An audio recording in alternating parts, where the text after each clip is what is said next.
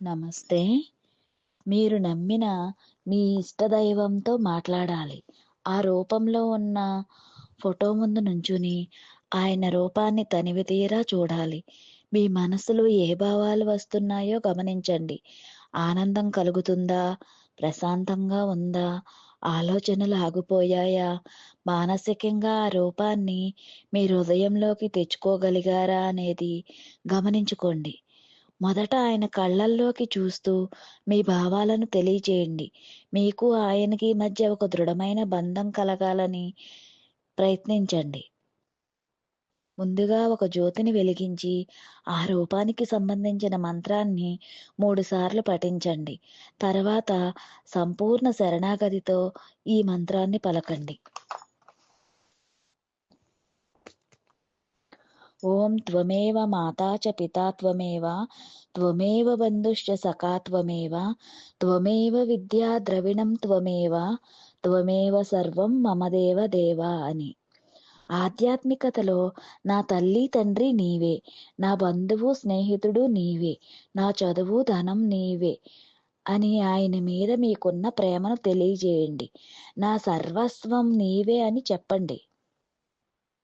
ఒక రూపాన్ని హృదయమంతా నింపుకొన్నప్పుడు ఆయన మీద అచంచలమైన విశ్వాసం, నమ్మకం కలుగుతుంది. నా దేవుడు నా కోసం ఏమైనా చేస్తారు అని ఒక గ్లాసులో వాటర్ ఆ ఫోటో ముందు ఉంచి, మీ దైవీక ఉనికిని దీనిలో నింపమని అడగండి. ఆ నీటికి ఒక మంత్రం ఉంది. ఆ నీటిని సోమజలం అంటారు.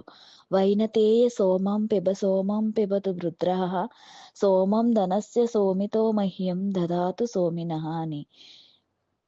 ఈ మంత్రాన్ని పలికి మీ దైవానికి హారతిని సమర్పించండి. ప్రతిరోజు 21 నిమిషాలైనా ఆ దేవుని పటంతో మాట్లాడండి. మీరు ఉన్న స్థితి గురించి చెప్పండి. మీకు ఏం కావాలో అడగండి. అది ఇతరులకు హాని కలిగించనిది అయితే తప్పకుండా నెరవేరుతుంది. ప్రతి పనిలోనూ మీ దైవాన్ని ఇన్వాల్వ్ చేయండి.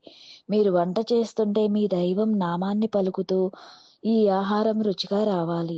ఇది తిన్న వారందరిలో మీ దైవీక చైతన్యాన్ని నింపి, వారు వారి కార్యాలలో, వృత్తులలో ఉత్తమమైన స్థితికి వెళ్ళాలి అని, ఆ కుటుంబ బాంధవ్యాలు సరిచేసి, ఆయురారోగ్యాలను ప్రసాదించమని వేడుకోండి.